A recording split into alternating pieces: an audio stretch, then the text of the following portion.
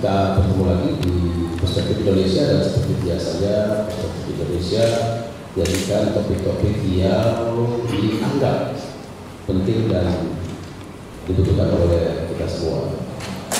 Hari ini di Garuda Ngobrol di kawasan Menteng, Jakarta Pusat, tidak jauh dari studio KPM yang sudah pindah dari Jalan Imam ke Jalan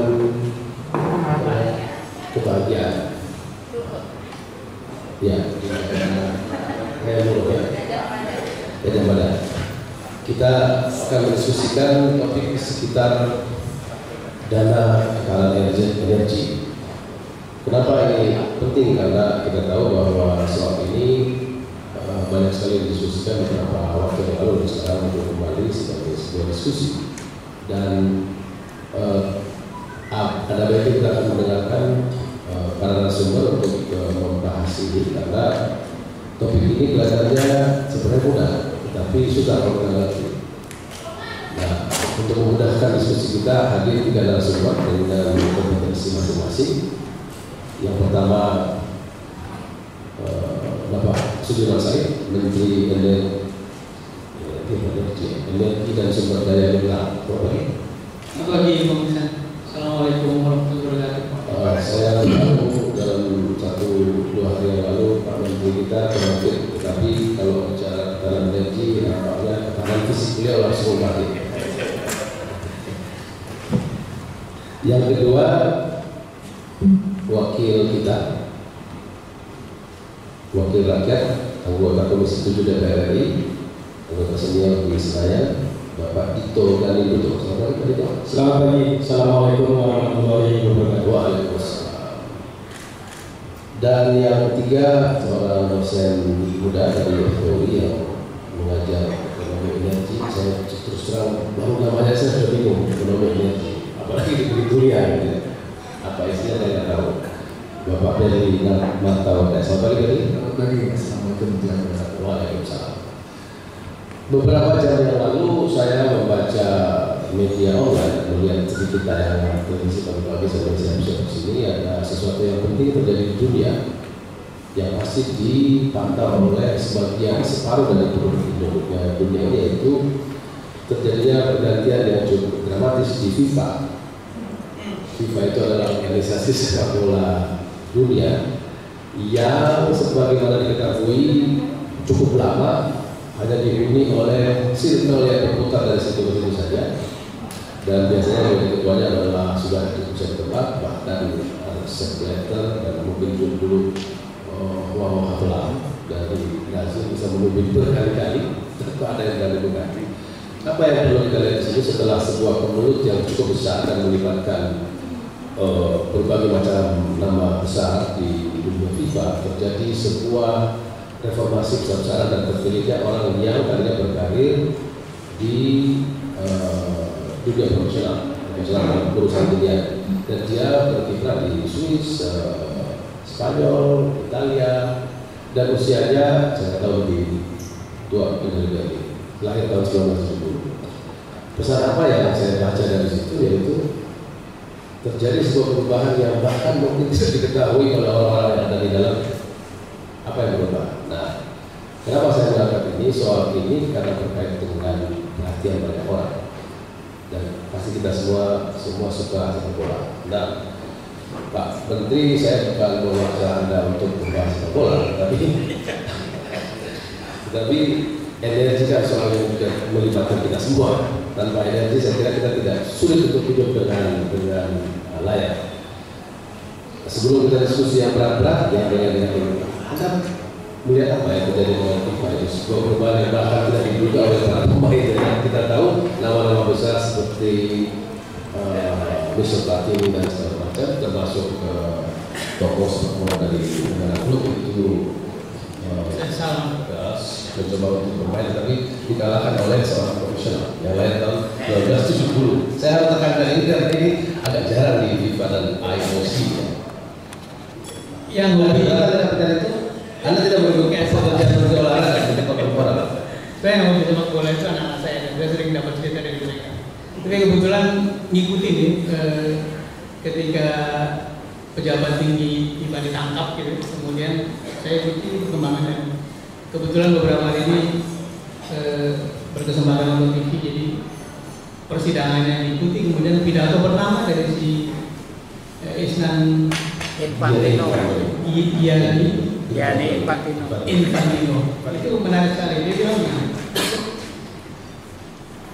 uang FIFA itu uang Anda semua, dan uang ini harusnya digunakan untuk membangun sepak bola, bukan untuk yang lain-lain. Ini satu statement orang yang memahami batas antara publik sama private domain. Kemudian yang menarik juga adalah setiap reform, setiap perubahan besar itu pasti didahului yang disebut sebagai burning platform atau kedudukannya itu sedang terbakar. Dan saya kira FIFA mengalami dan menurut saya sangat baik mengambil pelajaran ini, karena di setiap situasi di mana platformnya sedang terbakar itu sedang mengalami goncangan, itu pasti memerlukan reform. Dan kenapa saya dulu menghayati, karena ini seperti sedang membaca atau sedang mengunyah, mendigest apa yang sedang saya kerjakan dalam sektor energi. Makanya saya mungkin saya tadinya mau mengunyahkan itu sebagai jembatan, dan saya akan sergap karena segini masuk sedikit ke dalamnya. Saya akan tanya lagi ya, apa hubungannya reform itu, apakah maksud saya apakah memang apa yang terjadi di FIFA sama tidak terduga yang sama berarti dengan reform yang menjadi SDM? Enggak, karena Anda kan juga karena bukan siapa-siapa untuk bisa, bukan dari situ kalau dari SDM. Enggak, saya kira yang begini juga dalam sektor kita. Ada platform sedang terbakar yang sedang mengalami gelombang besar, di mana di awal pemerintahan ini kebetulan Menteri SDM masuk penjara, Sekjen masuk penjara, Kepala Skala Migas berturut-turut masuk penjara. Beberapa legislator komisi juga bermasalah dan satu masuk penjara juga, dan sejumlah pemain dunia usaha di sektor energi juga karena perkara yang sama masuk penjara. Jadi tidak ada hal lain yang bisa menjelaskan bahwa ini sektor bermasalah berat. Dan karena itu saya juga ingin mengingatkan kepada semuanya bahwa dunia sudah berubah. Anda tidak bisa lagi mengontrol media, membayar orang, pembuat opini. Itu cerita-cerita masa lalu yang harus ditinggal. Jadi kalau masih ada orang yang bermain dengan gitu, dengan nipu sana sini, membayar media, membuat opini palsu, menipu, itu seperti pendekar tua yang turun di gelanggang yang baru. Itu dia yang makin lebar, tidak bisa lagi kontrol. Tidak bisa. Jadi kita berbuat baik, berjalan lurus, itu cara yang terbaik. Oke, jadi sebelum kita bicara tentang Pak Tito ini gasnya langsung call nih. Saya kasih umpan, maupun tidak itu kepala saya. Nah, memang energi tentu terkait dengan sesuatu yang panas pasti. Nah, tapi dalam reform yang terjadi di sektor energi ini, apa yang mau saya katakan oleh Bapak DPR? Baik, terima kasih. Karena mengalami berganti Jadi memang di sektor energi ini tadi sekarang sebetulnya tidak lagi booming, kita lagi sunset. Apalagi dengan harga minyak sekarang $30, kemudian penduduk kita 240 juta, lifting kita hanya 870.000 barel per day. Jadi kalau memang di sektor ESDM ini memang harus direform total. Saya sangat sepakat. Zaman dulu tidak bisa disamakan dengan sekarang. Ada suatu reformasi, dan ini sudah dilakukan oleh Menteri SDM yang sekarang. Ditata kelolanya lebih baik lagi. Karena jangan sampai kita suatu negara yang mempunyai sumber daya alam, tetapi rakyatnya jadi miskin. Nah, kita tidak menghadapi seperti itu. Oleh karena itu, semua harus dikelola dengan sebaik-baiknya. Ketahanan energi, sebelum kita masuk ke situ, ketahanan energi ini. Kalau dimulai juga boleh, mulai. Oh, boleh. DPR mana-mana saya. Jadi ketahanan energi ini kan bagian daripada ketahanan nasional. Kalau kita lihat ketahanan nasional kita ini kan ketahanan politik, ketahanan ekonomi. Di bawah ekonomi ini ada beberapa ketahanan, antara lain ketahanan energi, kemudian ada ketahanan sosial, kemudian ada ketahanan budaya. Nah, kalau ketahanan energi kita rentan, ini ketahanan ekonomi kita juga akan rentan. Kalau keadaan ekonomi kita rentan, ketahanan nasional kita juga akan rentan. Nah, oleh karena itu kita harus secara serius memperhatikan dan mengelola energi kita ini dengan sebaik-baiknya. Saya dapat katakan sekarang bahwa kita Apa bedanya dengan dulu Bapak? Dulu tidak memikirkan atau karena dulu memang kita lagi booming sehingga ya adalah namanya orang lagi banyak paham. Kesalahan kita yang paling utama dulu ya, saya tidak menyalahkan siapapun juga ya. Karena ada yang kalau misalnya dulu lah ya. Tidak apa-apa, saya itu salah kalau gitu. Karena saya Komisi 7 dari tahun 2004. Oh iya. Tapi saya begitu masuk Komisi 7, saya sudah sampaikan bahwa migas ini tidak bisa dianggap sebagai pemasukan atau sebagai income untuk pendapatan negara kita. Yang sebelumnya kan selalu migas ini pendapatan negara kita. Itu tidak bisa. Kita boleh pendapatan kita dari pajak dan yang lain-lain. Migasnya adalah harusnya menjadi prime mover atau multiplier effect dari pertumbuhan ekonomi kita. Jadi kalau kita dulu zaman 20 tahun yang lalu kita mengekspor LNG, mengekspor gas untuk mendapatkan devisa, itu betul. Tapi sekarang dengan cadangannya kita yang sangat terbatas, tentunya kita tidak bisa mengharapkan bahwa energi ini, migas ini sebagai pendapatan kita. Nah, oleh karena itu saya sepakat bahwa kita di Komisi 7 juga akan selalu mengawasi Departemen SDM dalam pengelolaan energi kita sehingga dapat semaksimal mungkin untuk kepentingan rakyat sesuai dengan Undang-Undang Dasar tahun 45. Ya, Pak Menteri, tugas Anda sudah diambil oleh Presiden Anda. Ini kan tugasnya diberi penjelasan. Lah ini kan ada begitu apa DPR dan pemerintahnya omongannya kok hampir mendekati gitu. Memang harus berkelayan juga. Tapi sebenarnya apa sih yang harus dimaknai oleh rakyat dengan adanya ketahanan energi? Bahkan ada sejumlah orang di media berbicara ini apa nih, mau membangun lagi di rakyat yang sedang susah dan segala macam.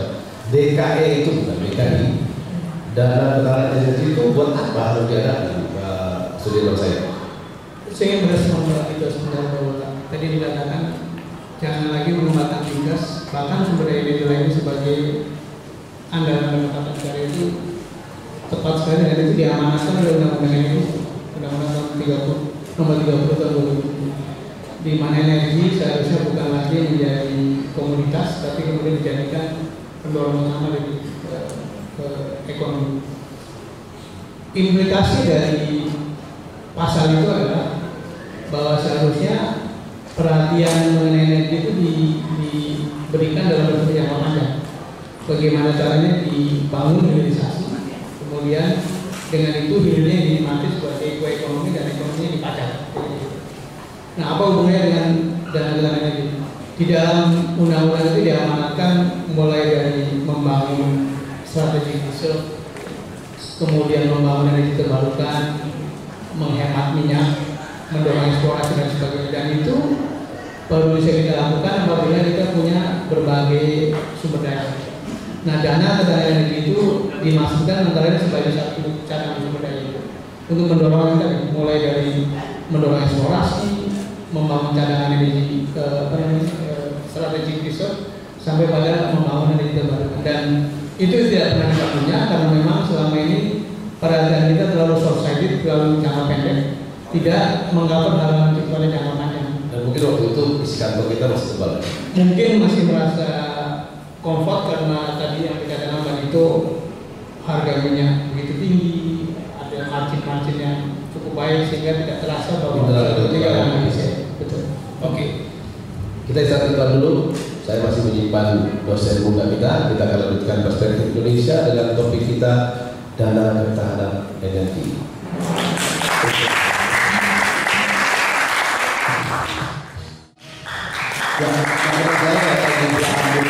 Yang biasanya mengirimkan pesan lewat jalur pribadi media sosial, tentu sudah mendengarkan juga lewat audio streaming radiosmartfm.com baik di Amerika, Australia dan negara lainnya. Acara kita akan berlanjut dengan topik dana ketahanan energi untuk apa lagi bersama saya Chandra Lebah dan Menteri SDM Sudirman Said anggota DPR RI dari Komisi 7. Partainya sedang melakukan siap-siap munas, yaitu Bapak Tito Gading itu, dan juga dari mata-matanya seorang ekonom muda yang belajar ekonomi energi dari Fakultas Ekonomi Indonesia, Fakultas Ekonomi yang paling tinggi se-Mila. Berli, tugas Berli adalah menjelaskan kepada kita apakah memang yang begini-beginian ini khas kita atau ada di negara lain? Karena biasanya orang yang mengkritik itu seringkali menganggap bahwa Indonesia adalah satu negara yang tidak ada bedanya dengan negara lain. Dan antara energi ini hanya bisa-bisanya Menteri Sudirman Said dan ditopang oleh Pak Dito di DPR, atau memang ini sesuatu yang biasa saja di negara lain? Ya, kita masuk ke makro dulu saja. Sementara di dalam 5 tahun terakhir ada tren yang negatif di banyak aspek. Kita lihat dari segi growth pertumbuhan ekonomi terus turun dari hampir 6, terus turun sampai 4,6 ya. Kemudian dari segi kemiskinan, pengentasan kemiskinan terus berkurang. Gitu kan? Jadi yang tadinya bisa 1 juta lebih per tahun ini sekarang jadi masuk ribu ya. Bahkan Orang miskinnya berkurang, orang miskinnya percepatan pengentasannya menurun dan bahkan tahun bertambah. jangan hati-hati loh. Kalau bertambah. Kemudian dari segi kesenjangan juga terus bertambah kesenjangan kita. Dan ini semua cukup besar peranannya itu adalah dari segi lemahnya industrialisasi di Indonesia. Ya, sektor manufaktur kita semakin berkurang, ya yang dulu jadi motor sekarang pertumbuhannya lebih rendah dibandingkan pertumbuhan nasional. Nah, untuk bottleneck utama daripada industri manufaktur adalah energi, ya. Energi, ya. Ini gimana mau pabrik kalau ya listrik itu biar disuruh bangun smelter, Ya, ada listriknya. ya, gimana mau pabrik kalau rumah aja masih mati? Tidak dapat. Terus juga untuk pemasangan kemiskinan juga, ya mau dikasih bantuan segala macam, kalau nggak ada listriknya ya dia mau belajar malam buat bikin usaha nggak ada listrik nggak bisa gitu. Jadi bottlenecknya akhirnya di energi.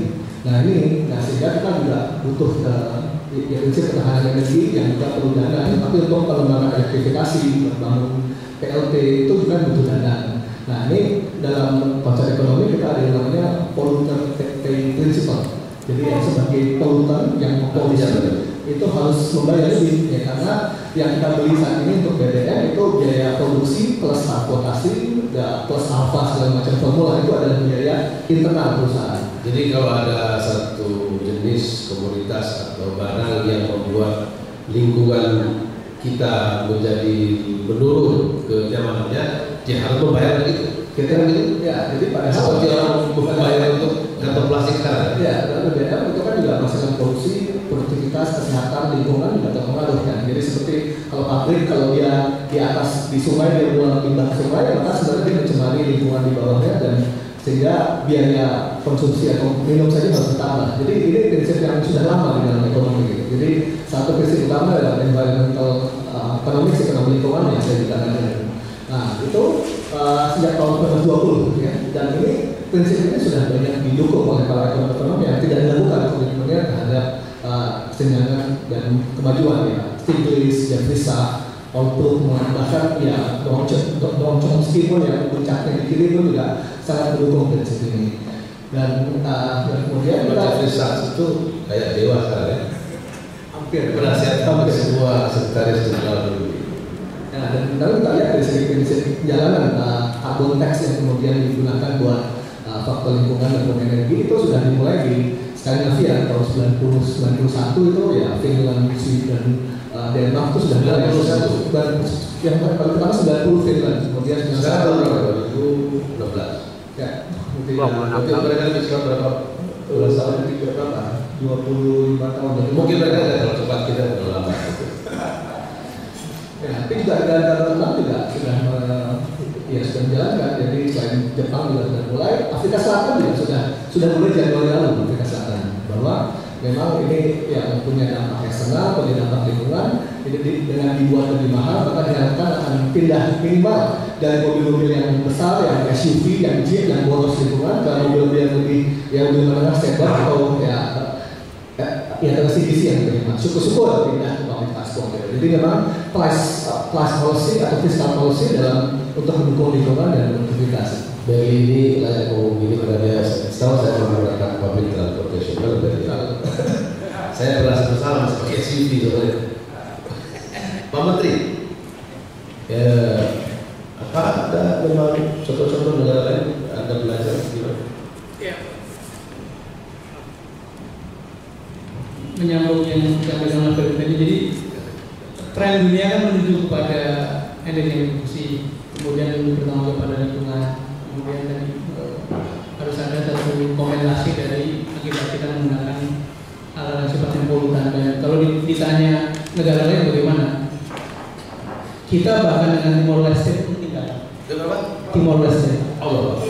Timor Leste itu memupuk dana yang namanya Petroleum Fund.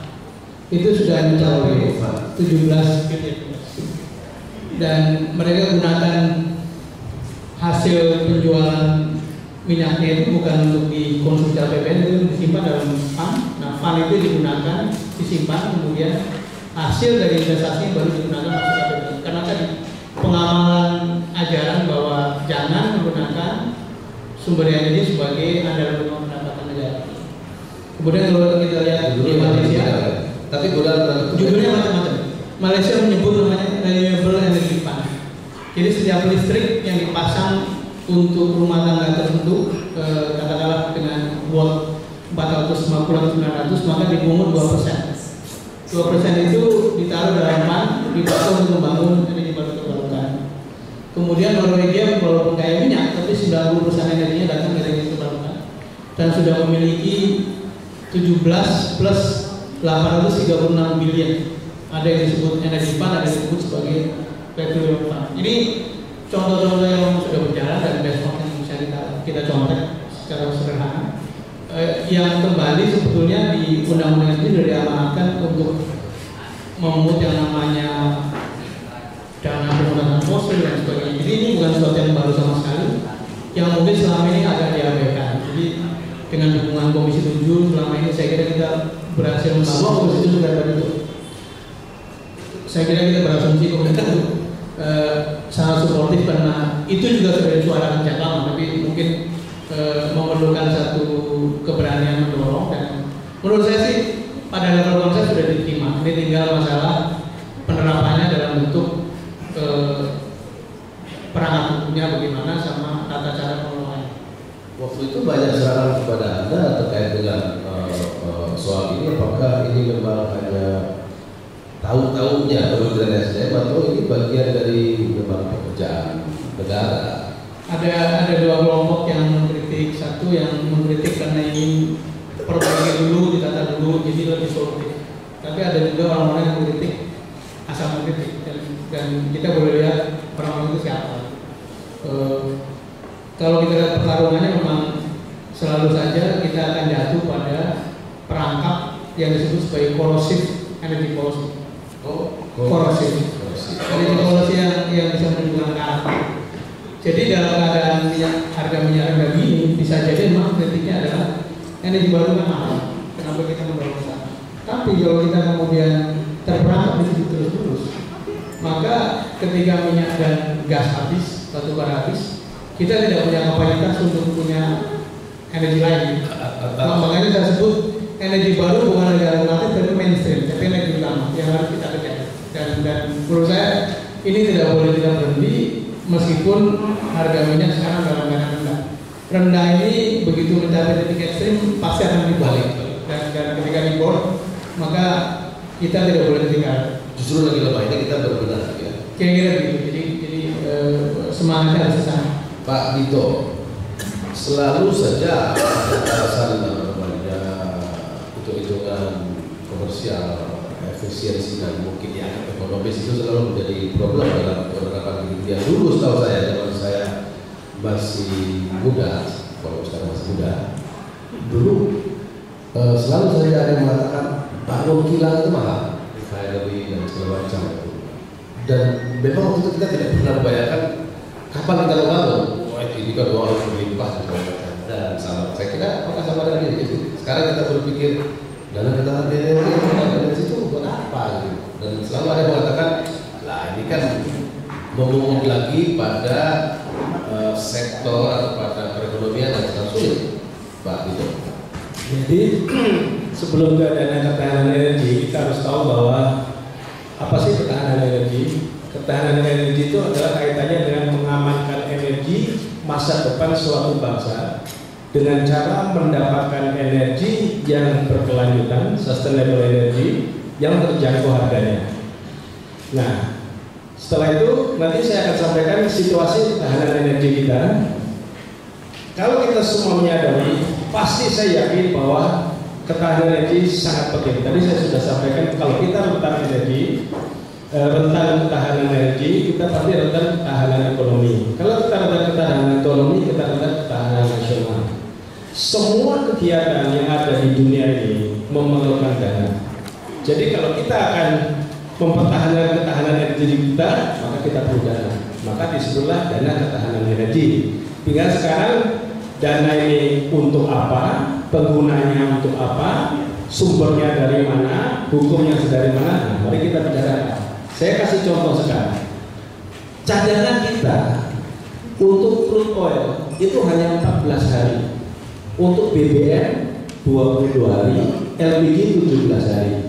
Itu pun sebagian besar masih di STS. Nah, sekarang Singapura itu penduduknya hanya 4,7 juta. Konsumsi BBM-nya 1,2 juta barrel per day karena mereka industrinya begitu maju. Kapasitas kilang mereka 1,4 juta barrel per day. Cadangan BBM-nya 90 hari. Kemudian Malaysia dengan penduduk yang cuma 28 juta itu konsumsinya 697.000, liftingnya 657, kapasitas kilang 722.000, cadangan BBM-nya 25 hari. Cina, oke, yang besar-besar Cina itu penduduknya 1,3 miliar, cadangannya konsumsinya 10 juta, liftingnya 4 juta, kemudian kilangnya 13 juta, cadangannya 90 hari. Demikian juga Amerika dengan penduduk yang 300 juta, cadangannya 260 hari.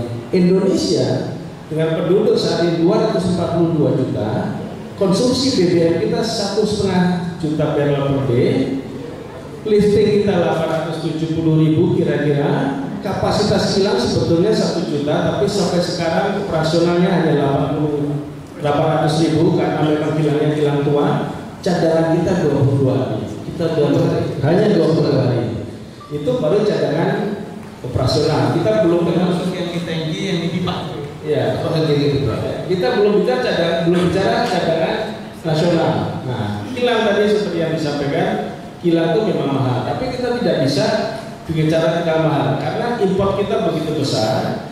Kalau kita tidak segera membangun kilang, kebutuhannya makin hari makin naik, impor kita makin naik, devisa kita terkuras, ini yang menyebabkan melemahnya rupiah. Nah, kita sepakat bahwa pemerintah sudah mengeluarkan Perpres untuk pembangunan kilang, dan kita mendukung sepenuhnya dan kita mengharapkan dari pemerintah untuk segera direalisasikan. Memang tidak semudah itu. Pak, itu dampaknya ini perbincangan yang agak sulit dipahami kalau kita tidak diberikan penjelasan yang terang-benderang seperti ini. Nah, tapi yang mau saya katakan bahwa apakah sekarang saat yang tepat untuk melakukan ini semua? Tadi sudah dijawab oleh tapi saya tahu DPR beda jawabannya. Suka tidak suka kita harus mengarah ke sana. Pada waktu harga minyak kita tinggi, energi baru dan terbarukan kita sudah pada waktu itu kita sudah mulai, tetapi realisasinya ternyata sampai sekarang kan belum terlaksana. Apalagi dengan harga minyak sekarang yang $30, ini sangat tidak ekonomis. Tapi kita tidak bisa melepas begitu saja. Oleh karena itu dana ketahanan energi ini salah satu digunakan untuk membangun infrastruktur, untuk mengembangkan energi baru dan terbarukan, kemudian untuk bantalan. Apabila sekarang harga crude oil sedang rendah, harga minyak, harga BBM kan rendah. Suatu saat apabila harga crude naik, harga BBM otomatis kan harus naik, tapi belum tentu bisa dibebankan kepada masyarakat. Oleh karena itu salah satu DKI ini untuk sebagai bantalan sehingga tidak terbebani oleh masyarakat. Apabila harga crude oil naik, masyarakat tidak dibebani dengan kenaikan BBM yang proporsional. Mungkin sebagian diambil dari DKI ini. Nah, kalau soal energi terbarukan tidak suka harus saya kasih contoh. Energi tenaga surya begitu bagus tenaga surya, tetapi ekonomisnya sangat tinggi. PLN tidak bisa ngambil karena harganya hampir di atas berapa sen gitu ya. Sedangkan PLN menjual kepada masyarakat hanya 700 perak per kWh. Nah, selisihnya dulu kita masih memberikan subsidi kepada PLN, tetapi sekarang kan subsidi kepada rakyat langsung. Nah, oleh karena itu DKI ini sebagian bisa digunakan untuk mensubsidi sehingga energi baru terbarukan bisa dijalankan. Yang kedua, konservasi energi juga harus. Nah, pemerintah mungkin bisa segera merealisasikan misalnya gedung-gedung di pemerintahan menggunakan solar tenaga surya. Bertahap saja. Kalau Pak JK bilang AC-nya jangan terlalu tinggi. Itu betul.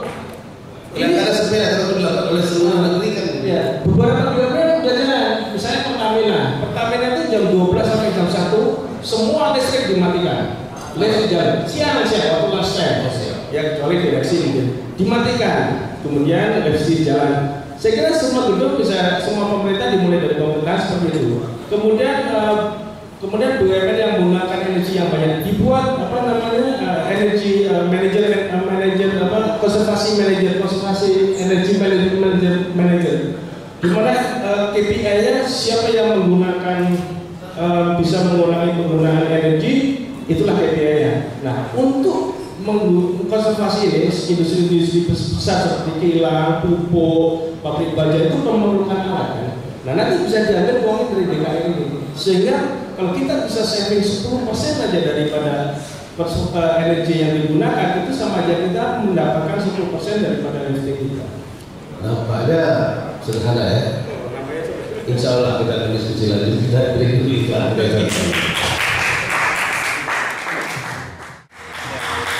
Ya, Pak Dito, saya ke Pak Menteri lagi. Kelihatannya bisa sampai Pak Dito itu sederhana aja dan kalau biasa matikan lampu atau siang hari lampu 3, matiin 1, dan kalau dikerjakan oleh semua orang maka akan bisa. Terus kalau AC di tempat-tempat yang tidak terlalu perlu dimatikan atau dinaikkan suhunya, itu akan berubah. Lift juga gitu, Lift. Di Jepang tuh gitu, kalau pagi tuh lantai 1, 2, 3 itu nggak boleh pakai lift. Dan juga nah, selalu saja konsep begini ini indah sekali kita sajikan, tetapi gerakan ini selalu saja sulit dilakukan. Tidak usah untuk soal begini, banyak soal lain yang harus dilakukan, dan kalau kita jadikan sebuah orkestrasi massal itu jarang bisa dilakukan. Nah, Pak Menteri harus memimpin kampanye ini dong. Atau apa hambatannya? Kultur atau kira-kira orang pintar itu menjelaskan para sulit masyarakat. Saya, jadi posisi saya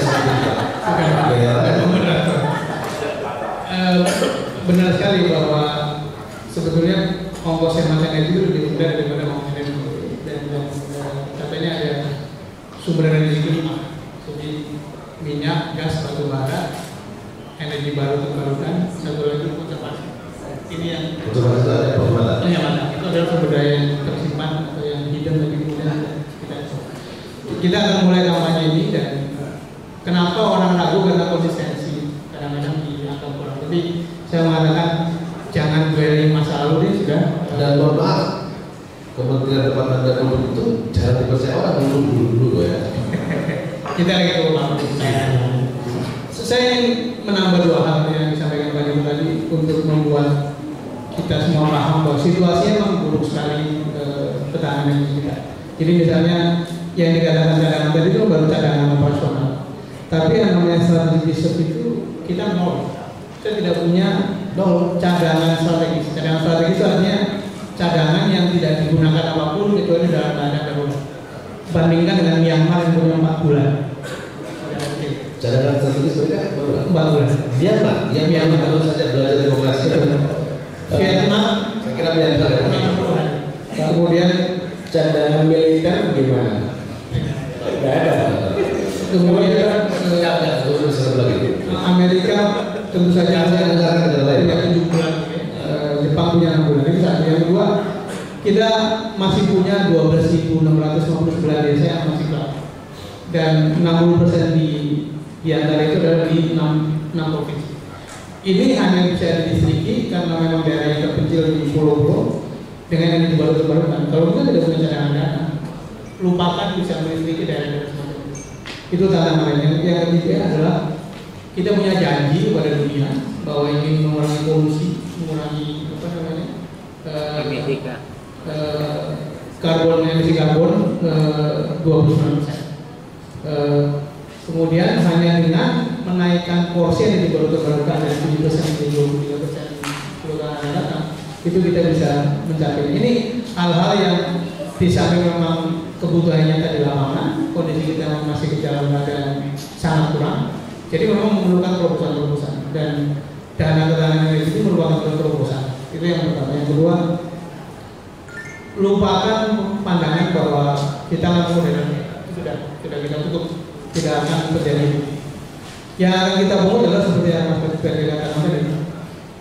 Nomor satu, dari dulu itu kita mesti mulai melihat kemungkinan menyisihkan uang yang kita kumpul dari dulu untuk dimasukkan dalam dana. Yang kedua, kalaupun hilir itu akan kita kumpulnya dari badan usaha, bukan dari konsumen. Nah, yang hulu pertama, yang kedua kalau hilir ke badan usaha. Yang ketiga, sebetulnya kita punya basis untuk menyisihkan dari APBN sejak awal. Ini kesempatan untuk membahas APBN dan juga APBN 2017 harus kita lakukan, mulai mengumpul dana ini. Dan saya ingin mengusulkan kepada Komisi itu pada waktunya berapapun jumlahnya, tapi mulailah dengan menyisihkan dana ini. Karena begitu dana tersisihkan, ada teralokasikan, kemudian sisi terbentuk, maka mau tidak mau akan mulai ada akumulasi. Dan juga sumber-sumber lain seperti hibah dari lembaga internasional. Kalau kita bisa memenuhi syarat tertentu, itu kan namanya ada carbon trading segala macam, itu sesuatu yang juga bisa kita impun. Jadi sumbernya bukan lagi dari masyarakat, tapi dari hal-hal yang memang secara institusi bisa kita temukan. Sebagai tambahan, Pak Berli, saya kan orang biasa ini kan, pintar mereka berdua ini membantu saya menjelaskan dengan lebih ini lagi. Sebenarnya ini kesimpulan saya benar nggak? Kita sebenarnya sedang menabung. Jadi sedang menabung dan kita ambil dari sektor yang layak diambil, ya. Atau Pak Berli punya penjelasan yang lebih canggih? Ya, jadi dalam ekonomi sumber alam ini sering disebut sebagai kutukan sumber daya, natural resources. Ya, jadi ya simpelnya yang dulunya biasa sebelumnya dapat warisan banyak, atau warisan habis itu tidak terlatih buat berusaha, ya, karena biasa konsumtif. Ya, jadi dari Timur Tengah ya sebagian sudah mulai sadar, Dubai paling sadar, mereka tinggal dikit, kemudian mereka switching untuk ke finance, untuk ke tourism, untuk shopping. Nah itu hanya bisa dilakukan ketika uangnya masih ada. Ya, sorry, ini tentang soal lanjut. Cina sekarang sedang mengarahkan ekonominya ke sepak bola, jadi jalankan bukan finance, Cina ke sepak bola. Ya, jadi dan dunia itu juga sedang ya pelan-pelan mereka motivasi switching. Nah kita ini mumpung masih punya tabungan, masih punya sisa warisan dari dari dalam bumi. Nah ini harus pelan-pelan kita akan ya bahkan selain bisa mafia yang juga memang nggak kaya, tapi Timor sama Nigeria itu sudah Timor ya soal maaf biasa Timor ya itu pun sudah lama kan mereka sudah mulai menabung. Nah menabung ini prinsip dalam kebijakan fiskal itu adalah earmarking. Jadi sumbernya dari mana dikembalikan ke daerah sana. Ya itu memang tidak bebas masuk ke dana umumnya di APBN, tapi yang alokasi sudah dilakukan. Nah ini kita juga punya kesadaran di Indonesia itu untuk 2008 cukup dibagi hasil cukai migas, tapi buat Pemda itu dibatasi penggunaannya hanya untuk sosialisasi kesehatan dan beberapa hal lagi dibatasi. Dan kemudian yang baru tahun lalu itu untuk BPDP sawit, ya, di CPO Fund itu juga dari pajak ekspor itu disimpan hanya untuk pengembangan sawit. Nah jadi skema-skema seperti ini sebenarnya bukan tidak pernah di Indonesia, gitu. Tapi mungkin memang persiapan legalitas dan juga komunikasi dan sosialisasinya harus lebih baik kalau memang mau disiapkan. Pak Sudirman, ini kan selalu gampang mengatakan, ayo kita menabung, dulu juga begitu, amanah, segala macam. Tapi begitu dalam menabung kan susah. Nah sama dengan ini kan, pertama penerbangan dia canggih begini, kedua pilihan sektornya mana, terus hulu hilir kemana, rumit aja kalau buat saya ya. Kalau dari kan bukti cepat. Nah selalu saja ini niat baik, tentu kita pancang di atas. Tapi menurunkannya menjadi pekerjaan dan masalah. Ini soal dan lagnya itu jauh sekali. Ya, kata kuncinya kerjakan saja. Kerjakan dan biarkan nanti waktu menunggu. Dan kita sudah lakukan persiapan draft regulasi sudah kita susun, kemudian kelembagaan sedang kita siapkan. Makanya dari kuncinya Begitu lembaga terbentuk, kemudian dana disisihkan, jalan. Seperti dalam sawit kemarin juga banyak terbentuk kritiknya banyak sekali itu setelah jalan. Saya kira mereka juga bisa mendukung. Jadi memang harus ada bukti-bukti awal bahwa institusinya kredibel, dikelola orang yang benar, kemudian mau trust. Saya kira trust sangat penting dan kami sadar sepenuhnya bahwa kementerian ini di masa lalu disorot sangat tajam karena itu tindakan pertama-tama adalah bagaimana membangun trust. Dan saya kira secara perlahan trust ini mulai terbangun. Mudah-mudahan akan terus terjaga. Dan trust itu bukan hanya problem kita. Di Amerika pun ada kandidat yang berkampanye dengan tagline trusted, walaupun dia hampir dikalahkan oleh Trump. Pak Dito, itu tadi kembali pertanyaan saya, memang itu selalu mudah kita atau biar kita selalu akan melakukan tabungan atau subsidi, bukan subsidi dalam pengertian tapi sila antara sektor yang harus ditarik oleh untuk ketahanan tadi. Kalau angka per bulan per hari kita lihat kok kita kayak bangsa yang betul-betul percaya diri gitu bahwa tidak bakal terjadi apa-apa sehingga kita tidak perlu persiapan, apalagi tadi terkait dengan ketahanan militer misalnya. Ya, kita punya host sama kita punya moderatornya agak pesimistis nih. Serba sulit. Saya katakan tidak ada yang sulit. Selama kita mau, memang ini benar-benar perlu dikerjakan dengan benar, tidak diselewengkan, dan untuk kepentingan rakyat nggak ada yang sulit. Tapi memang kalau kita mau menuju ke sesuatu yang lagi mulai dari diri sendiri. Kalau kita mau menuju sesuatu yang baik, selalu ada barrier, selalu ada resistensi, selalu ada tantangan. It's okay, kita lawan saja. Jadi kita sepakat bahwa ketahanan energi kan sangat penting, sangat amat penting. Dan untuk itu bisa kita maintain, kita jaga, perlu dana. Nah, dana ini dari mana? Ini kan ini baru diskusi ya, bayangan saya. Ada 3 sumber. Sumber pertama adalah sumber yang menguras fosil kita. Fair dong orang menguras fosil kita, sebagian dananya dari keuntungan loh dimasukkan untuk renewable energy ya. Yang kedua adalah pengguna yang menggunakan tenaga fosil ini, dananya sisihkan mestinya bisa. Yang ketiga adalah APBN. Nah misalnya di sektor hulu ini pungutan adalah pengurusan energi fosil. Misalnya kan sekarang ada amandemen restoration, itu bisa diambil atau diambil sebagian dari split kita, ya, dari split negara kita untuk menuju pada dana ketahanan energi. Bisa juga dana dari setiap badan usaha di bidang energi. Misalnya industri steel industri itu menggunakan energi yang banyak, pabrik pupuk, BUMN lah yang menggunakan fosil. Ya, itu kan kita share lah sebagian untuk supaya fosil kita habis, masih ada yang menggantikan. Iuran badan usaha hulu, misalnya nanti dalam undang-undang migas kan ada badan hulu migas misalnya kan, kita belum tahu bentuknya apa, itu nanti kan bisa seperti sekarang BPH migas kan ada iuran, sebagian kita sisihkan di sana. Juga dana dari penggunaan bahan bakar fosil. Nah ini yang mungkin yang perlu kita diskusikan lebih banyak lagi. Masyarakat kita ini, pengguna BBM kita ini sudah terbiasa tidak hemat energi. Karena apa? Terbiasa selama ini harga BBM kita tuh begitu murah karena selama ini disubsidi. Contohnya begitu banyak sepeda motor di Jakarta ini. Kalau kita lihat ke daerah, itu sore-sore itu banyak anak-anak muda tuh naik motor keliling-keliling yang nggak ada manfaatnya, dia nggak merasa karena bensin begitu murah. Nah, itu kan kita harus sharing the pain lah. Kalau Makanya juga JCS itu kayak nah ya, tapi kan kita harus menyadari bahwa kita harus hemat energi, bahwa kita menyadari bahwa harga energi mahal, kita menyadari bahwa energi kita juga terbataskan.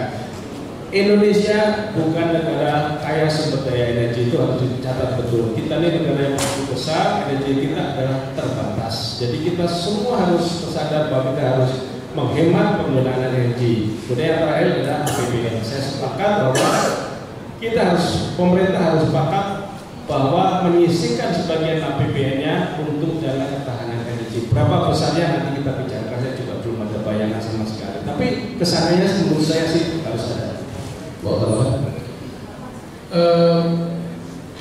Sesuai sesuatu yang baik itu biasanya baru diterima manfaatnya ketika yang mengusulkan sudah tidak duduk di situ lagi. Bayangkan kita dulu pada waktu mewajibkan helm itu kan ribuan sampai dicurigai kalau ada pejabat polisi yang punya pabrik helm. Begitupun mau mewajibkan seatbelt. Kami ikut demo juga Saya kira sekarang orang keluar sudah dengan otomatis mencari helm, bahkan sudah bisa menyalahkan hati-hati kalau nanti jatuh. Gimana? Jadi ini sesuatu yang sama dan sekarang mungkin orang mengkritik karena belum ada polisi. Agama juga terus Jadi ini kita jalankan saja dan tadi sudah dijelaskan Pak Dito. Kita akan usulkan itu pada Komisi 7. Komisi 7 akan dibawa ke Banggar untuk pendanaannya. Mengenai kelembagaannya kita siapkan PP, draft PP. Bentuknya nanti adalah sebetulnya semacam badan layanan umum. Kemudian dananya kalau dipungut dari berbagai sumber tadi, pungutannya berupa PNBP. Itu juga sudah ada aturannya. Jadi tidak ada yang bolong di sini karena semuanya sudah disiapkan. Tinggal masalah waktu dan tadi penyiapan kelembagaannya, penyiapan orang-orangnya. Dan kita harapkan nanti kita pilih orang yang kredibel supaya masih banyak juga kadang-kadang orang yang baik ini tidak sevokal orang-orang yang maunya mengkritik doang gitu. Jadi kita mesti cari dengan baik. Kepretan. Artinya ada optimis ya. Insya Allah. Pak Berli, perintah dari atasan saya produser, kita break untuk iklan.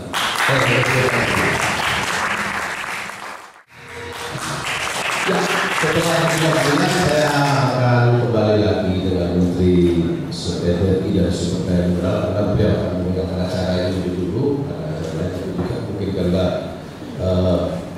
mungkin ya. Tapi kelihatan semangat setelah kita ngobrol dan mendengarkan optimis Pak Dito kan ini jadi mungkin masalah.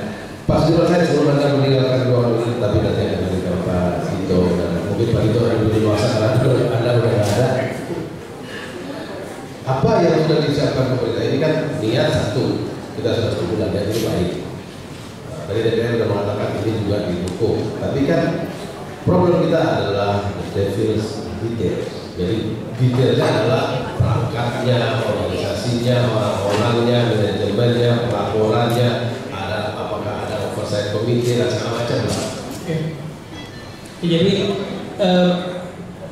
pada waktu sidang kabinet terbatas memutuskan konsep diterima, kemudian sosialisasi dijalankan, kemudian bicara konsultasi dengan parlemen itu, saya mensyukuri karena waktu itu kan perhatian masyarakat itu besar, kritik itu banyak juga dan orang bertanya dan itu sebetulnya saya anggap sebagai sambutan yang baik karena itu menjadi concern dan karena itu kemudian seluruh masukan kita tangkap dan dengan itu kita punya waktu menyiapkan tadi yang dikatakan menyiapkan perangkat hukumnya sudah lebih kuat, tidak lagi pada waktu mau didudukkan memang terkesan kita mencari-cari padahal sebetulnya sudah ada, cuma selama ini tidak kita mau.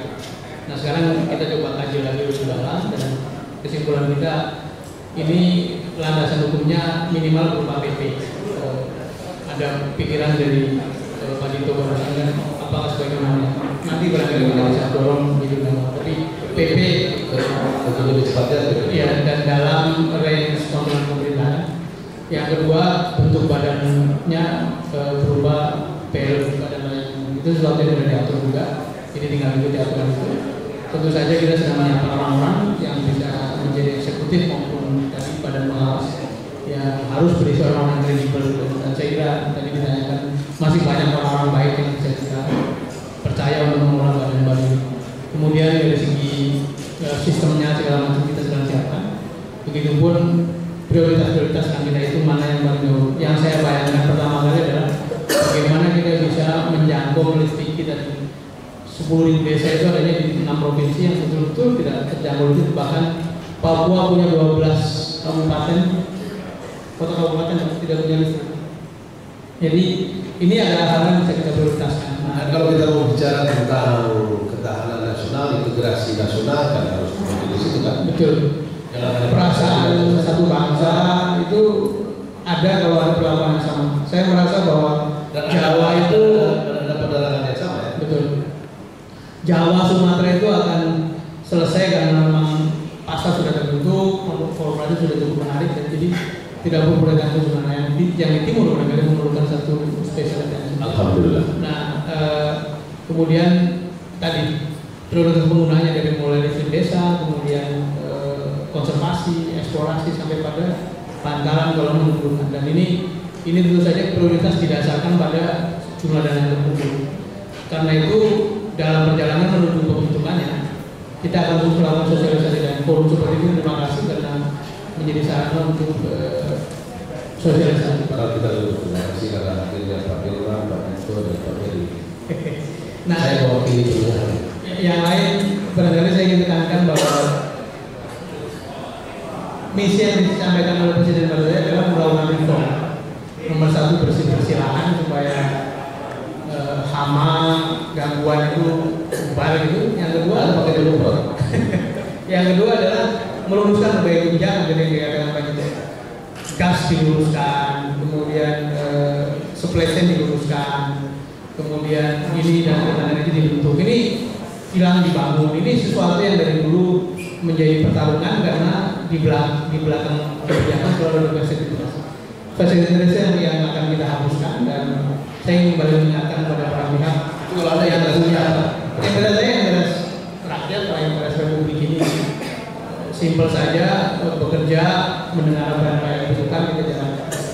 Dan saya sebelum ingin mengingatkan kepada semua pihak yang pura-pura bekerja untuk rakyat itu punya preset sudah berhenti saja menipu, berhenti menyampaikan berita-berita bohong gitu karena hanya masalah waktu dan ketahuan karena dunia ini makin berat. Anda tidak bisa mengontrol, Anda tidak bisa mengendalikan sesuatu yang memang sudah terbuka. Jadi yang punya niat baik, niat busuk itu pasti akan yang dan itu sudah terbukti dalam kasus Petra, dalam kasus dan yang paling penting adalah Freeport dan sebagainya. Gusti Allah merasa.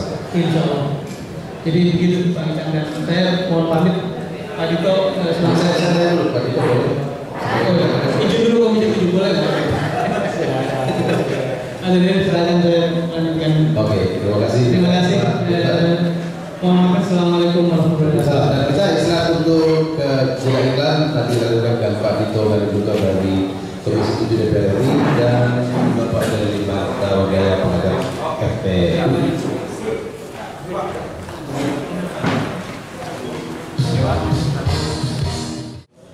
Setelah Menteri SDM sudah meninggalkan kita, tapi kita akan lanjutkan diskusi dengan Bapak Dito Ganinduto, anggota DPR RI Komisi 7 fraksi Partai Golkar yang membidangi sektor ini, dan juga dari Marta Wadaya seorang dosen yang kuliahi ekonomi energi di kampus dari FPU.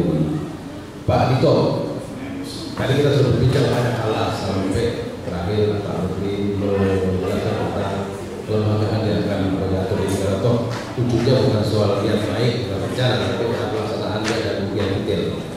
Ada juga yang menurut saya penting dalam kesempatan ini saya tanyakan. Ini kan ada ribut-ribut soal blok sewa. Kita tahu gas kita yang masih on kan kalau gas minyak agak turun, kita punya energi yang lain juga belum bisa recover, bahkan tidak terlalu besar kedepannya. Nah, tapi kan kalau kita lihat ini problemnya kan belum bisa jalan, padahal ya ini kan ketahanan energi kan harus segera menjalankan proyek-proyek atau ladang atau lahan yang bisa menambah pemasukan kita.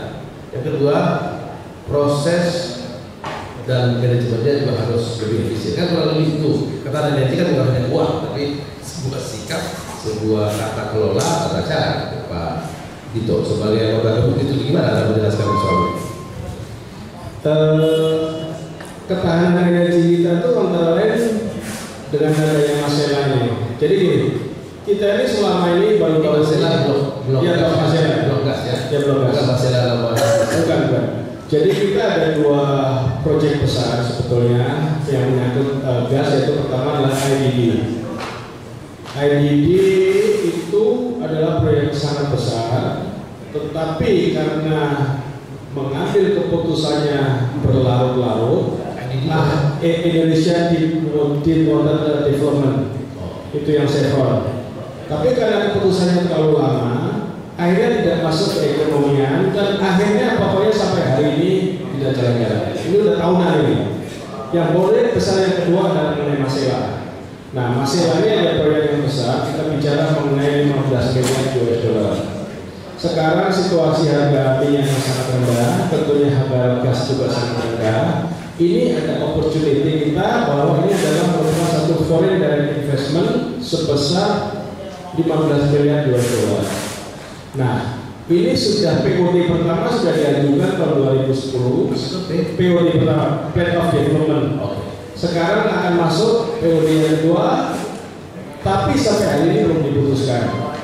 Nah, ini memang ramai akhir-akhir ini, kita semua mengikuti di media. Tapi kalau sejauh pengetahuan saya, POD ini adalah kewenangan Departemen Energi dan Sumber Daya Mineral dengan masukan dari SKK Migas. Tentunya mereka sudah menghitung semua keekonomian, multiplier effect, kemudian pendapatan negara dan lain sebagainya. Nah, kemudian terakhir ada suatu keadaan sehingga ini ditunda. Nah, menurut saya pada waktu itu yang sejauh pengetahuan saya bahwa akan dibawa ke sidang kabinet dan sudah dibawa ke sidang kabinet dan akan diputuskan oleh Bapak Presiden. Nah, oleh karena itu kami menghimbau kepada pemerintah untuk segera mengambil keputusan. Karena semakin berlarut-larut, semakin polemik ini akan terjadi terus, semakin tidak. Kan yang berpolemik bukan masyarakat, tapi pemerintah. Ya, maka justru karena itu kita dari DPR kita minta pemerintah jangan berpolemik, udah kembalikan kepada tupoksinya. Kalau memang ada masukan silahkan dibicarakan, tetapi kalau berlarut-larut seperti ini, itu akan investor akan melihat bahwa ada aneh nih, investasi begitu besar. Di satu pihak bahwa pemerintah ini ingin mengundang investor masuk ke Indonesia, ini sudah jelas-jelas ada investor besar yang akan menginvestasikan 15 miliar US dollar untuk ambil keputusannya berlarut-larut berbulan-bulan. Ini kan aneh gitu. Jadi di satu pihak kita mengundang apa? Nah, itu saya nggak tahu. Saya tidak pada tempatnya untuk menyatakan ini mau offshore, onshore. It's not my problem, ya, itu adalah urusan pemerintah. Silakan, tapi jangan bertele-tele, jangan terlalu lama, karena nanti ini investor lama-lama nggak percaya, apalagi sektor migas ini sekarang dengan harga minyak yang rendah ini di mana-mana itu semua memotong anggarannya. Sekarang ada anggaran begitu besar, proyek begitu besar, ya harus diputuskan segera. Saya kira gitu. Jadi POD ini adalah kewenangan Kementerian Energi dan Sumber Daya Mineral, masukan dari SKK Migas. Saya kira Bapak Presiden sebenarnya selama ini POD cukup menteri, tapi karena ini proyek besar dan cukup ramai, akhirnya dibicarakan dalam kabinet, kemudian sudah akan diambil oleh Presiden yang akan mengambil keputusan. Katanya memanggil impact, memanggil Shell, tapi sampai hari ini yang dulu dijanjikan diputuskan Januari, sampai hari ini belum diputuskan. Jadi semakin ramai, setiap hari semakin banyak masukan-masukan, peran media segala macam, terus saya tidak cantik sama sekali. Udah, saya kira terserah mau diputuskan di onshore kayak di offshore silakan, tapi diputuskan sehingga proyek ini jalan. Dan kalau kita bicara tadi kata energi, maka ya yang gini-gini harus dibereskan kan? Iya dong. Ini kan kita tadi sudah saya sampaikan bahwa ketahanan kita sangat terbatas kan, cadangan kita segala macam. Padahal kita punya penduduk yang 240 juta energi, 240 juta orang. Tapi itu menurut Anda, Presiden sudah tahu bahwa masalahnya kan harus diselesaikan kan? Dari apa namanya, semacam perebutan kewenangan di kalangan pembantunya harus diselesaikan juga. Atau bisa dikirim pesan dari DPR ke Presiden? Saya kira beliau lebih tahu dan beliau lebih bijaksana untuk mengambil suatu keputusan situasi seperti ini. Saya kira beliau lebih tahu. Saya juga tidak bisa memberikan saran apa. Teman saya terus terang dia kita menghimbau segera diputuskan sehingga proyek ini bisa segera jalan? Ya, Pak Berli, memang soal-soal di sekitar namanya proses agar sebuah proyek di sektor SDM ini kan selalu yang jadi heran masyarakat adalah kok kayak rumit, kayak ada yang sedang bertengkar, kayak ada yang sedang berbeda wilayah. Apa memang ya biasanya memang selalu gitu seperti gaji dalam pengambilan keputusan atau ya Anda kan juga pasti mengerti ya ekonomi politik. Ya, jadi baca bilang sebelumnya memang sektor ini panas ya kan. Ya, tapi kalau kita lihat secara makro kan salah satu target utama pemerintahan sekarang adalah breaking usaha kan, dan menarik investor. Jadi bahkan yang ya cukup diramaikan tentang dwelling time, tentang lama mengurus izin, kalau bisa ya kita saat ini masih 52 hari, ya bahkan Malaysia pun sudah 6 hari mengurus izin, yaitu kita 6 hari mengurus izin. Nah, Singapura 2,5 di Thailand 25, kita masih hampir 2 kali ke Thailand. Tapi kita masih unggul lah ya Kali ini dalam kelamaan ya. Nah ini jadi kalau yang Kita dalam negeri merasa tidak ada masalah ya. ya perlu Banyak banyak teknik perbandingan. Nah kemudian ya ini justru yang katalah yang investor menengah itu di belakang ya cepat, tapi yang investor yang gajah itu yang dinosaurus bahkan besar sekali kok ditunda-tunda terus. Ini kan berlawanan, justru yang besar ya harus jelas ada kontradiksi di kalangan tubuh pemerintahan sendiri. Ada pihak atau pejabat atau menteri yang sedang bekerja keras gambil atau mencari memperlancar pekerjaan, ada yang memperlamanya. Ya justru 15 miliar dolar ini ya justru harusnya mendapat perhatian khusus karena apalagi proses dan standar atau SOP-nya sudah dilewati. Nah, ini ya ini sama dengan Pak Betul tadi ya harus segera, jadi sudah tidak elegan lagi ya, ini harus segera menunjukkan kepemimpinan dan leadership, sudah dapat input yang komprehensif ya, dan sudah dibahas pada tingkat paling tinggi, tapi ya segera putuskan dan kemudian segera sehingga bisa jadi benchmark buat investor-investor lain khususnya di gas.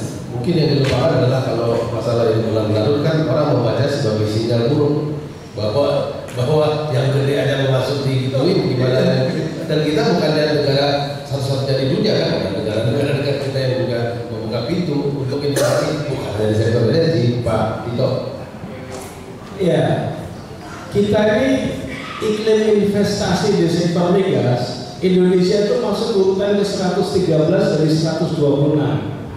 Berarti kita ini 13 terendah iklim investasi di sektor migas. Iklim investasi artinya ada hubungan yang tidak baik. Iya, jadi jelas nggak baik. Itu kan banyak persoalan kita kan, apakah itu perizinan, kemudian mengenai lahan. Pokoknya iklim investasi kita ini 13 terendah gitu. Nomor 113 dari 126.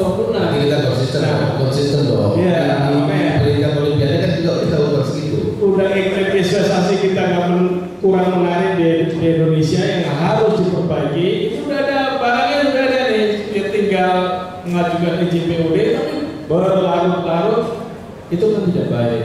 Saya tidak akan ikut campur urusan konsol atau offshore itu silakan kepada ahlinya teknis lah.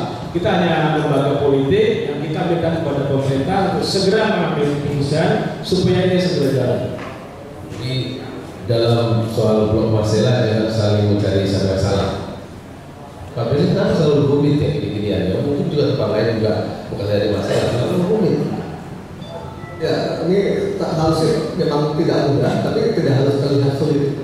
Nah jadi saya kira kalau melihat pertimbangan ya dibahas lah di dalam sidang kabinet, kan memang di situ peranannya. Tidak usah tidak usah lewat media. Jadi apapun juga perdebatan, ya perlu sampai ya kalau kita baca dan diskusi di menteri lalu juga banyak hal-hal yang saya pikir sudah dibahasnya awal kan. Kalau debat di publik itu urusannya anggota parlemen ya. Kemudian kalau sesama menteri ya dibahas dan kemudian tuntaskan di sana, tapi keluar harus ada suara, itu etikanya sebagai pemerintah kan. Dan itu kalau kita sekolah manajemen itu pelajaran hari pertama ya. Tapi dalam banyak pelajaran sering dilupakan ya. Nah, kalau keterlibatan daerah Pak gitu, kan selalu dalam soal-soal pilihan apakah blok minyak, blok gas dan lain-lain dalam sektor SDM itu selalu daerah merasa kita punya barang kok, kita nggak dapat apa-apa gitu. Jadi saya kira problem klasik. Anda punya usulan untuk gimana agar lebih masuk akal, lebih applicable gitu?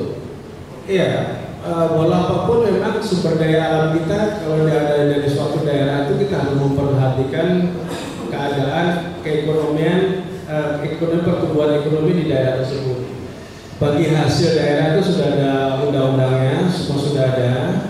Kemudian untuk setiap kali perpanjangan kontrak juga melibatkan daerah, BUMD. Kemudian alokasi gas juga seperti Permen PP nomor 37 itu juga sudah akan memberikan prioritas kepada BUMD. Saya kira memperhatikan kepada daerah itu sangat besar. Akan tetapi sekarang di sektor migas ini, di sektor migas ini itu ada 3 hal yang mereka keluhkan pada waktu itu dalam sidang kami di Komisi 7. Pertama adalah mengenai kepastian hukum. Kepastian hukum ini mereka masih merasakan bahwa masih tidak ada, belum seperti yang diharapkan. Kemudian yang kedua adalah mengenai lahan. Lahan ini termasuk daerah. Ada beberapa yang untuk mendapatkan tukar tambah dengan kehutanan prosesnya berlarut-larut. Kemudian untuk RT RW juga di suatu daerah tertentu untuk persetujuannya luar biasa lamanya. Nah, yang ketiga adalah mengenai fiskal. RW itu rencana tata ruang dan wilayah. Nah, fiskal juga. Nah, ini semua adalah yang dapat mempercepat atau memperlambat proses eksplorasi kita. Nah, kalau kita lihat cadangan kita itu sangat terbatas loh. Ya, kalau kita lihat di sini bahwa Indonesia ini hanya 3,7 miliar, ya 3,7 miliar barrel, itu sangat kecil dibandingkan dengan negara kita yang penduduknya begitu banyak. Nah, oleh karena itu kita perlu harus segera meningkatkan eksplorasi kita gitu. Nah, kita lihat di sini ya bahwa Brunei penduduknya yang cuma berapa itu punya cadangan itu 1,1 miliar barrel. Indonesia ini dengan penduduk yang begitu banyak, kita cadangannya untuk gas itu 103 TCF, untuk minyak itu hanya 3,7. Malaysia yang penduduknya hanya 28 juta, kita 240, cadangan minyaknya itu 3,7 miliar. Ya kan? Thailand memang 0,4, tapi Vietnam 4,4 miliar. Nah, cadangan ini hanya bisa bertambah kalau kita melakukan eksplorasi. Eksplorasi bisa kita lakukan kalau iklim investasi menarik. Segala regulasi peraturan dari pemerintah kalau bisa mendorong iklim investasi ini berkembang, tentunya eksplorasi akan berkembang sehingga cadangan kita P2 kita akan bertambah terus. Dan investasi akan lebih mudah kalau yang negeri tahu posisinya gitu ya. Iya, saya kira ya seluruh stakeholder lah. Saya memang saya sudah tahu bahwa sedang ada perbaikan mengurangi perizinan dari sekian jadi sekian. Ya itu tentunya tinggal aplikasi aja, kalau semangatnya sudah ada tinggal direalisasikan saja perizinan, khususnya mengenai perizinan soal lahan dan daerah juga. Di daerah ini juga penting karena banyak sekali komplain daripada KKKS ini, misalnya untuk lewat pipa atau dengan kabupaten kota. KKKS ini KKKS Kontraktor Kerjasama. Jadi PSC Production Sharing Company yang sekarang mengeksplorasikan minyak. Pak Beli, kalau daerah selalu menginginkan semacam seperti interest itu belum ada wilayah diteruskan. Tapi gimana sih mengelola kepentingan daerah itu? Ya, jadi kan jelas sebagai prinsipnya bahwa daerah sebagai yang menikmati yang paling dekat dengan kaya alam, tentu saja berhak untuk mendapatkan dan menikmati baik dari segi dana maupun alokasi dari gas juga kan. Nah, tapi apa bentuk yang optimal itu saya pikir perlu dikaji lagi. Jadi kita prinsip dan metode juga kan berbagai macam metode untuk mencapai tujuan kan.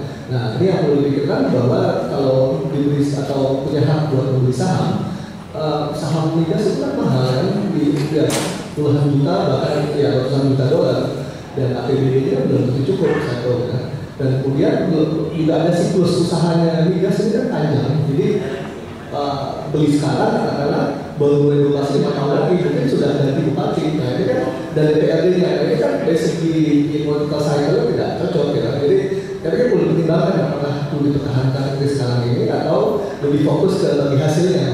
Bagi hasil yang sudah ada formulanya ya tentu saja bisa diperbaiki. Ya karena tujuannya kan adalah kesejahteraan rakyat yang di daerah yang dekat dengan sumber itu. Ya, jadi ya dan kajian saya, jadi saya sudah melakukan kajian semua kabupaten kota, ternyata tidak banyak dampak positif daripada kekayaan alam ini khususnya migas. Tidak banyak pengaruhnya terhadap kemiskinan, sedikit pengaruh terhadap HDI, ya dan sedikit pengaruh terhadap ya hampir tidak ada indeks pembangunan manusia. Ya, jadi kekayaan alam itu ternyata ya tidak efisien, banyak yang tidak efisien karena data yang dalam digunakan. Jadi ini sudah studi yang komprehensif dan menggunakan data yang cukup komplit. Jadi SDA kita tidak bahkan jadi kutukan ya kalau kita mulai dengan baik. Saya bilang bahwa saat ini di Indonesia masih lebih banyak jadi kutukan sebenarnya kita. Oke, kita istirahatkan dan pastikan Anda masih bersama Perspektif Indonesia. Ya, kita sampai pada kesempatan dan tadi seperti sudah kita dengarkan, kita berdiskusi soal dana energi untuk apalagi bersama Menteri SDM Sudirman Said yang sudah duluan meninggalkan ruang diskusi kita. Tapi masih ada Bapak Dito Ganinduto, anggota DPR RI dari Komisi 7 yang membidangi masalah ini dan seorang pengajar mata kuliah ekonomi energi di Fakultas Ekonomi Universitas Indonesia dari Bangka Wadaya. Saya ingin menggunakan kesempatan di sesi akhir ini kepada Pak Dito dan Pak Ferdi untuk mengingat kembali atau meninjau ulang apa yang sudah dibicarakan di awal. Sebenarnya apa sih titik tekan yang paling penting dari ketahanan energi dan dana ketahanan energi ini dalam kerangka negeri kita yang luas dan ada laut-laut yang dalam dan ada penduduk yang padat di suatu tempat yang tidak padat tempat lain tapi harus juga dilayani dan sebagainya. Pak Dito silakan dengan kapasitas kita sebagai anggota Komisi Juga. Baik, jadi kita ke dana ketahanan energi tentunya suatu dana yang dibutuhkan untuk ketahanan energi kita. Jadi dimensi dari ketahanan energi kita ini adalah availability, ketersediaan pasokan energi, terdapat ancaman serius kemampuan untuk menyediakan energi, kebutuhan makin besar versus produksi makin turun. Jadi kebutuhan kita setiap hari setiap tahun makin lama makin banyak, tapi produksi kita makin turun. Jadi ini harus kita antisipasi. Kemudian accessibility, ketersediaan infrastruktur atau bagaimana kemudahan mendapatkannya. Terdapat masalah ketersediaan energi di beberapa wilayah dengan kondisi khusus. Juga rasio elektrifikasi masih bermata. Jadi kita ini punya sumber daya alam, tetapi tidak bisa sampai ke yang membutuhkan karena infrastruktur kita masih sangat kurang. Itu yang akan digunakan dana ketahanan energi ini antara lain untuk situ juga. Kemudian affordability, keterjangkauan harga, daya beli dari pada masyarakat kita. Kalau memang harganya naik tinggi, apakah masyarakat kita bisa beli atau tidak? Kalau harganya rendah, apakah memberatkan pemerintah atau tidak? Kemudian acceptability, penerimaan masyarakat dan lingkungan. Seperti sekarang pemerintah ini berusaha untuk memberikan harga BBM yang terjangkau oleh masyarakat. Oleh karena itu sekarang pasti menggunakan RON 88. Padahal RON 88 ini sudah tidak dipakai lagi di mana-mana. Ini kan juga sesuatu yang harus kita pikirkan bahwa kita harus kepada sekarang udah ada pertalite yang lebih ramah lingkungan. Yang lebih ramah lingkungan. Itu adalah salah satu hal yang diperlukan. Nah kemudian urgensi daripada DKE dana ketahanan energi adalah sumber daya alam adalah milik publik dan bersifat lintas generasi. Itu harus kita pikirkan. Kalau kita habiskan hidup aja ya. Kemudian sumber daya alam bersifat habis karena nggak renewable. Kemudian menghindari terjadinya melimpahnya sumber daya alam yang akan berakibat pada degradasi perekonomian. Artinya natural resources cost. Jadi suatu tempat itu yang mempunyai sumber daya alam jangan sampai menjadi ekonominya di situ menjadi miskin. Itu kalau kita tidak bisa mengolah energi dengan benar, itu akan terjadi. Kemudian dapat dilakukan sebagai instrumen stabilisasi pasar seperti yang saya telah sampaikan tadi untuk apabila harga naik, kemudian harga BBM bisa digunakan dari sini. Sebagai upaya mempercepat untuk transformasi dari energi fosil ke energi baru dan terbarukan. Ini sangat penting sekali karena harga apalagi sekarang dengan harga crude yang sangat rendah, kalau tanpa bantuan ini tidak akan bisa jalan. Kemudian mengantisipasi ketersediaan minyak bumi yang semakin menurun dan akan habis. Karena kebutuhan kita, impor kita akan naik terus-terusan.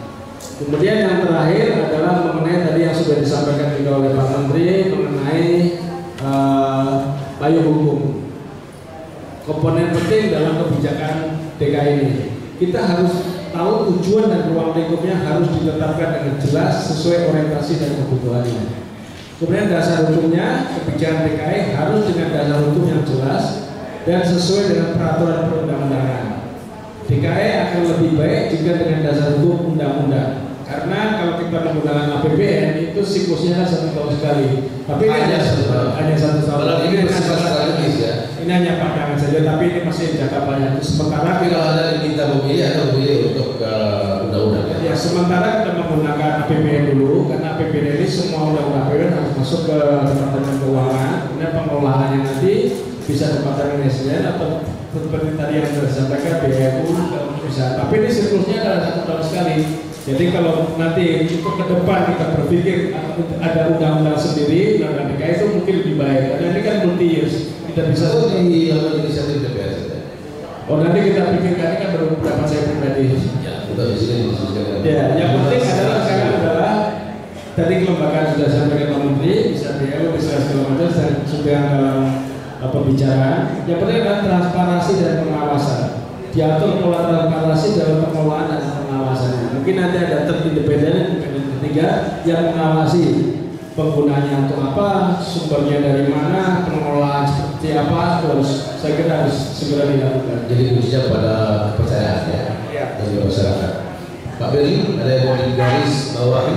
Ya, jadi dan prioritas utama dari pemerintah yaitu infrastruktur, pangan dan energi. Nah, untuk yang energi ini saya ingin mengajak buat empati kan bagi kita saudara-saudara kita yang di dalam Papua, yang di pulau-pulau kecil, yang sampai ini ya harus membayar sangat mahal untuk diesel. Ya, jadi kalau karena tidak ada listrik, ya kalau PLN ditarik terlalu mahal, belum ada off grid ya PLT lokal baik surya. Nah ini mereka hanya membayar sangat mahal. Yang BBM kita protes ya 7.000 8.000 kita protes, mereka saya pernah dari dulu sudah mahal bisa 20.000 jadi Papua. Makanya itu harga barang-barang yang menjadi price leader kayak semen juga mahal. Jadi kita ini enak, kita nggak tahu sudah kita di sana lebih membayar lebih mahal. Ini jadi ya dan untuk membangun PLT memang untuk butuh dana besar di awal dan khususnya buat kita yang untuk di level kecil maupun di timur dengan misalnya cocok mikrohidro ataupun surya. Nah ini butuh dana APBN kita juga terbatas. Nah, jadi dan apabila terus seperti ini maka dari segi kemiskinan, dari segi pertumbuhan dan dari segi kesenjangan akan sulit buat kita perbaiki. Nah ini jadi butuh dana tambahan. Nah ini skema yang legal, skema yang optimal buat dan juga punya presiden. Ya.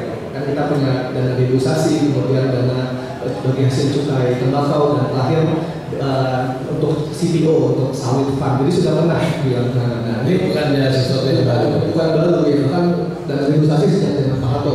Betul sekali. Ya.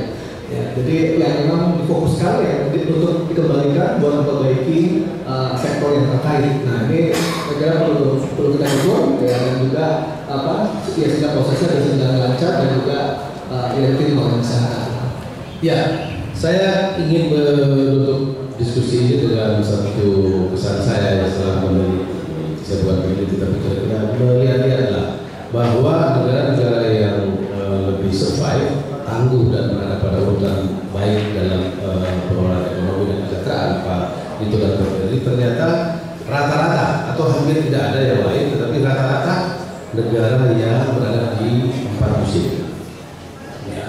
Jadi mungkin mereka lebih berat cuacanya, iklimnya, sehingga setiap musim yang berubah secara dramatis itu membuat mereka harus melakukan saving, harus menyimpan untuk musim dingin yang panjang segala macam, sehingga barangkali kita yang hanya berada di daerah yang lebih hangat dari peristiwa ini biasa nyaman Pak Dito.